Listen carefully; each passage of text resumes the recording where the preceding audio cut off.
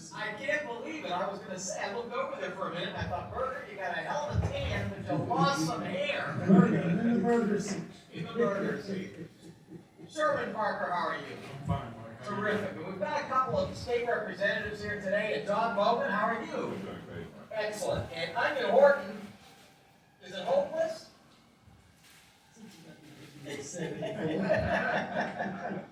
Just checking. Guys, let's just start off a little bit of a national thing here for a minute. You know, the president says that he's got a plan. It's not a secret one. He's let it out. He's got it all over the internet. And he's telling people that he's going to fix Iraq. It's all going to be fine. Of course, one of the things he's also doing is he's paying the media in Iraq to put out the message of the United States government in the way that we want it out there. That's a heck of a democratic process that we're pushing over there as they develop a theocracy and put Iran and Iraq together to wipe us out if they could, but they can't because we're too strong and we worry about all this junk. Let me ask you, Sherman, you're a great Republican. How does this play with you? Does this bother you? Well, no, it doesn't bother me, and I'll tell you why. Is regardless of what reason the president, went into Iraq, we're there now. Meaning that the country's broken, we have to fix it. If we leave Iraq before we set up a government, we're gonna create an environment for the terrorists to basically orchestrate out of. And how many lives is that gonna cost? I don't know. I really don't know how many lives it's gonna cost us. It's about 2,100. Yeah. Well, it's 2,100 now. That's it, and that's not talking about Liam. That's his life. Yeah. That's Right. life and death. But Oh, there's over 10,000. There are over 10,000 other casualties. Well, maybe it's But 20. the question I have, and then the question the president has, is where do we want to fight this war? Do we want to fight it in St. Louis, or do we want to fight it in Fallujah? And that's what we're fighting the war right now. Well, let me ask you this, guys, because I've asked many people this on the show. First of all, what would a victory look like? Let's start with that one. How would we actually know that we won?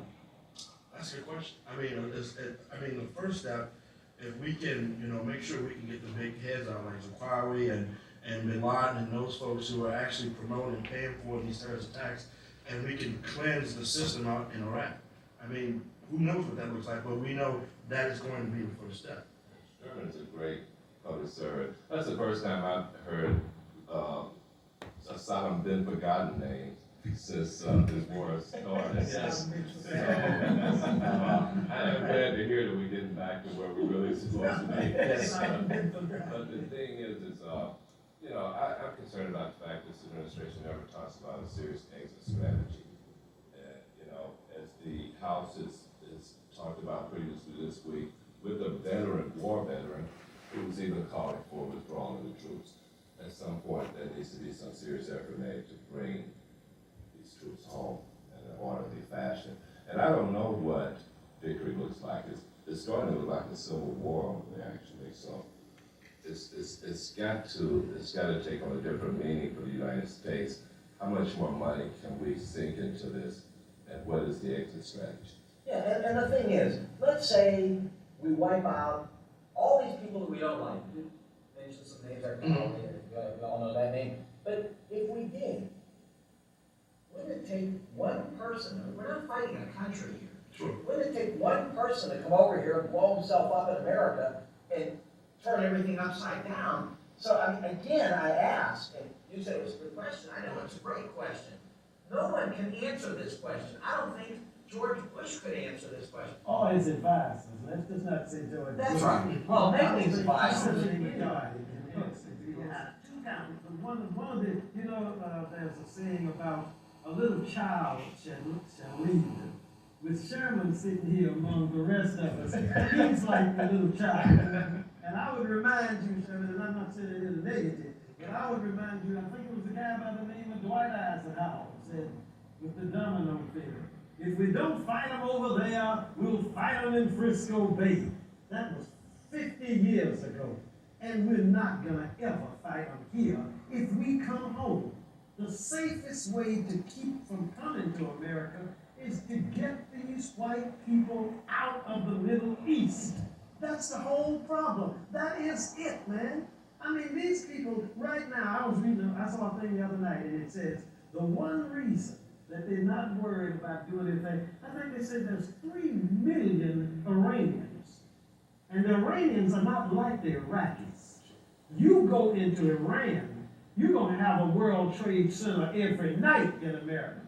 See, because the Iranians ain't like the Iraqis.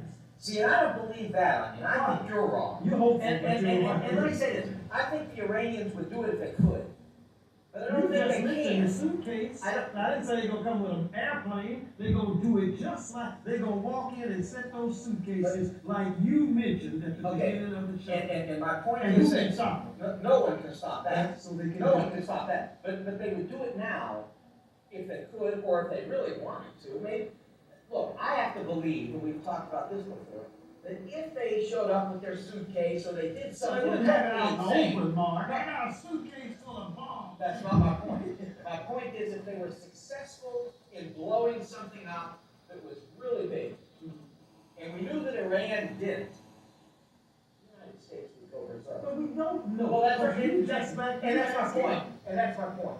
And My that's point is, but I agree with you from this standpoint. If we get out of there, it'll be less reason for them to bother us ever. No, no, That- no. because I'll tell you this, they will not bother us if we go away. They got lucky, they knocked down a building. Lucky. It got lucky. It for 5. They Here's what got you got to do. There were- Start looking at Arabs as equals. You don't do it. I listen to you every week. Okay. For you to sit here and say, are you aware or do you think I'm getting ready to lie?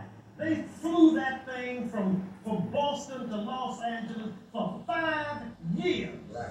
Now that don't sound like you call them idiots, and I think Freeman will verify, you call Arabs I would idiots. call them Would you idiots. call them idiots for 5 I years? would call them idiots, but I haven't You're tonight. lying. I said, but I haven't tonight yet. But I would. 58 weeks. I said I wouldn't do it, But but you telling said you, it first. when they I would. plan, when somebody flies from Boston to Los Angeles, from New York to Los Angeles, they came into the country and had been here planning it for 5 years. They even knew the very times that the stewardesses will go open the doors on the cockpit, and you're saying they're idiots? Bin If they Laden weren't himself, Arabs, if they weren't Arabs, you wouldn't be saying. Bin Laden himself said that he was shocked that they were as successful as they were. As they were, you He know, was, so what does that They mean? tried it so many times, it failed. They never tried. No, they Well, they were didn't. trying to put it together and they finally did. Yeah. 5 years they kept making the trip. They did. The whole problem is that brown folks can think. And I remember 1954, I got out of the service. And when we talk about the Arabs don't like us because our women wear bikinis. I was stationed in Iraq. I was stationed in Iran. Oh, well, forget that. And don't forget hell. That's ridiculous. Damn thing. They're ridiculous. The people who say that are ridiculous. That's what you say. No, And don't put words in my You mouth. just said they No, were ridiculous. you want to hear what I'm saying? Definitely, I'm talking about the Arabs that are owning the neighborhood grocery stores and the filling station because they like black women. No, See, here's I'm serious here. One thing I don't do when I come here Okay. is joke. Well, I'm not joking Down either. jokes. So let's listen to my Don't- point. Don't break. Here, let's listen to Wait my till I point. finish my Okay, point. finish. Go ahead. What I'm saying is that the typical white position that I heard in 1954, when I had a white boy in Athens, Greece, tell me when I dropped a plate on the floor, leave it down there and let the goop pick it up. That was a white man calling an Arab a goop. And I told him, I live in St. Louis, Missouri.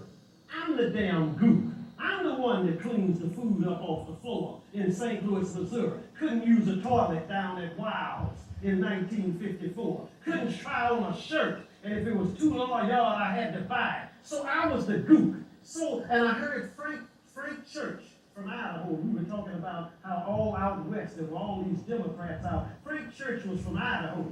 He worked in the old OIC, which is now the CIA. And he said the one thing, he said those that the people in Asia were at each other's throat like that the people in the Middle East were feuding like that. He said the one thing they had in common was their hate for the white man. And as long as George Bush and Bill Clinton, who bombed over there for 3 years with his all those areas blocked off, Democrats and Republicans, they're racist. Okay. That's the problem. They racist and they do not see an Arab as an equal, and you gonna see some more of that. That's why North Korea, when they say, the North Koreans say, we got a bomb. And the Americans say, no, you don't. Okay. Folks say, I ain't got nothing. And they say, yes, they do. And they ain't gonna bother. They ran out. You gave me the typical white position. Let me give you the atypical white So position. you can't give me a black Okay, position. well, I'm gonna give you the atypical white position. Okay, here it is.